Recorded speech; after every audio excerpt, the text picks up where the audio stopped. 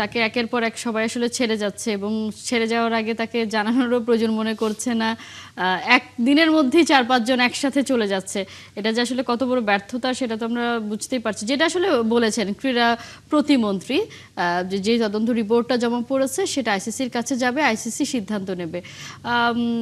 কি মনে হয় কি ধরনের সিদ্ধান্ত আসতে পারে? আসলে এটা আইসিসির কাছে উনি ফর্মালি পাঠাবেন কিংবা হয়তো আমি যতটুকু বুঝি যে আসলে আইসিসি তো এখানে সিদ্ধান্ত দেওয়ার কিছু না, সিদ্ধান্তটা নেবে যে সরকার, যে তদন্ত রিপোর্টে যদি এমনটা এসেই থাকে যে এখানে আসলে এই নির্বাচনটা স্বচ্ছ ছিল না, অনিয়ম হয়েছে, তাহলে কিন্তু সরকারি সিদ্ধান্ত নেবে যে এই বোর্ডটা ভেঙে দিয়ে কোনো অ্যাডক কমিটি হবে কিনা। আমি যতটুকু শুনেছি যে একটা অ্যাডক কমিটি হবে, 11 সদস্যের একটা অ্যাডক কমিটি হবে, তারা 4-5 মাস সময় নিয়ে 6 মাস সময় নিয়ে তারপর পরবর্তী তারা একটা নির্বাচন দিতে পারে। তো এমন একটি ব্যাপার আসলে আইসিসির কাছ থেকে তারা হয়তো ওইটাই একটা মানে অফ দ্য রেকর্ড একটা সিগন্যাল নিবে যে আমরা এটা করলে পরে হয়তো আমাদের স্যাংশন আসবে কি আসবে না। তো এই অতীতে কিন্তু আমরা দেখেছি 5 আগস্টের পরে যেভাবে বোর্ড সাজানো হয়েছে, ঢালা করা হয়েছে, তারপরে কিন্তু আইসিসির কোনো স্যাংশন ছিল না। সুতরাং সেই জুজু দেখিয়ে আসলে আমিনুল ইসলাম বুলবুল কিংবা অতীতের কেউ যদি এটা বলে যে এটা হতে পারে, আমার মনে হয় সেটা কাজ হবে না।